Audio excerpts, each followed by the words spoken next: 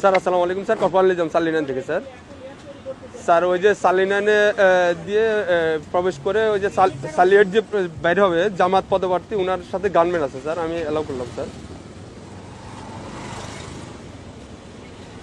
MP পদপ্রার্থী, সংসদ পদপ্রার্থী, ওনার সাথে গানম্যান আছে স্যার। আমি এদিকে তারেক জিয়ার প্রতিদ্বন্দ্বী ডাক্তার এস এম খালেদুজ্জামান বলেন স্যার, ওই যে বলেন তারেক জিয়ার প্রতিদ্বন্দ্বী 17 আসনে স্যার উনি তো ওইটাই candidate। ওনাকে বললাম স্যার, উনি আমার সাথে আমার সঙ্গে কথা বলাই দেন।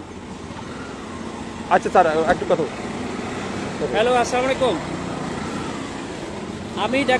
আমি doctor S M Khaleduzzaman, Dhaka 17 আসনের জামায়াত ইসলামীর না, কিন্তু আপনারা তো তারেক জিয়ার জন্য জিব্বা দিয়ে রাস্তা পরিষ্কার করে ফেলতেছেন, তাহলে আমাকে কেন দিবেন না? Why not? আপনি শোনেন, আপনার নাম কি বললেন? আপনি দেশটাকে পরিকল্পিতভাবে আমাদের মধ্যে এটা কেওয়াস সৃষ্টি করতেছেন আপনারা। নো নো নো নো, কেন নয়?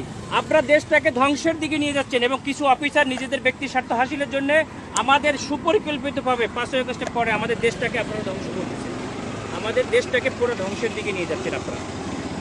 আমি সেনা প্রধানের কাছে এটা কমপ্লেন করতে চাই। আপনাদের অফিসারের সঙ্গে আমি কথা বলতে চাই।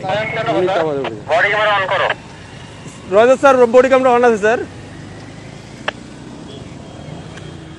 আমাদেরকে নিরাপত্তা দিচ্ছে, আমাদেরকে নির্বাচন কমিশন থেকে নিরাপত্তার জন্য দিচ্ছে গানম্যান, আবার আপনি আমাকে যাইতে দেবেন না কেন?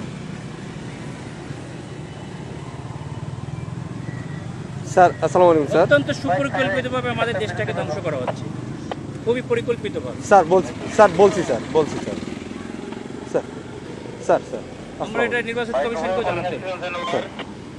স্যার আসসালামু তোমরা ভিডিও আলাইকুম করো, স্যার। আমাদের গাড়িতে আটকেছে, তোমরা ভিডিও করো, এটা ভিডিও করো যে আমাদের গাড়িটা এখানে স্যার সরি যাচ্ছে না। স্যার, এখানে ক্যামেরাম্যানটা ভিডিও করা যাবে না কেন স্যার? আপনারা তো ভিডিও করছেন কেন? আমরা তো কেন এই অধিকার আছে বিচার স্যার। এটা কেন আপনার করবেন? এটা- আপনারা আপনার দেশটাকে আপনার যে কোনো পরিকল্পিতভাবে কেন ধ্বংসের দিকে নিয়ে যাচ্ছেন বাবা? স্যার বুঝতে অনেক পারছি মানুষ স্যার, রক্ত আমি দিয়েছে, আপনার কথা বুঝতে অনেক পারছি স্যার। মানুষ রক্ত দিয়েছে, আপনারা আর রক্ত নিয়েন না আল্লাহর রাস্তে।